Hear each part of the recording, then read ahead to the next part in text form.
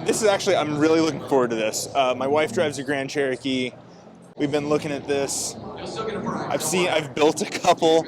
I'm terrified by what the pricing works out to when I build it. Just don't look at the pricing. Just don't look at the pricing. Don't think about it. It's just a number.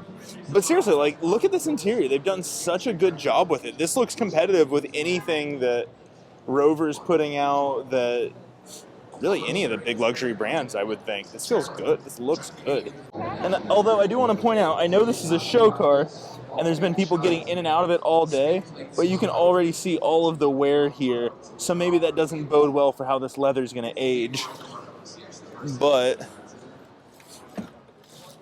I will say, though, I really like this wood trim right here. oh yeah, exposed wood in cars. It's so textured. I don't know why everyone does glossy. That is so nice. They don't want people to get splinters and then sue them. That's the problem. I have to say this. Come feel this knob. Is it good? This is the best knob I've ever felt in a car. Let's take a look here. I'll be the judge of that because the Lexus LC500 has the best volume knob in a car. How chunky that is. And then these switches too. I do like that. I do like that. That is just solid. I'm assuming that's a drive selector of some sort? No, multimedia. Well, maybe. Maybe you're right.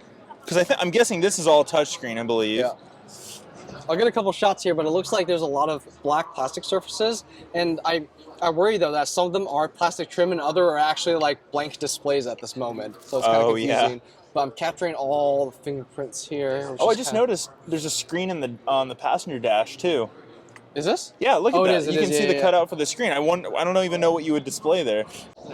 Oh my God, though, this. You want to hop in the back? I do, actually. I really do. Whoa.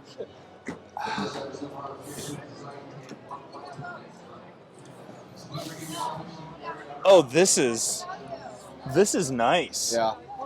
Like, I'm 6'1", and I had plenty of space up there, and I've got tons of space back here. This would be a good place to spend a road trip, spend some time. Jeep has really done well with this. Although, again, black plastic, there's some scratches here already. I assume this is a trend that needs to die in the industry. I assume that the seats also recline a little bit as well.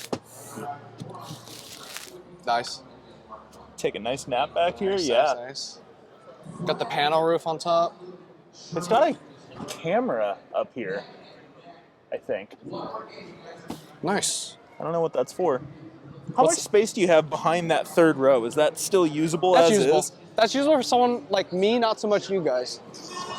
Okay, that's... Yeah, I mean, that's this is not bad. That's about what you'd expect for a 3-row SUV. Yeah.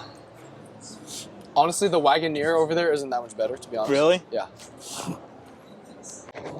I like this. I like this a lot.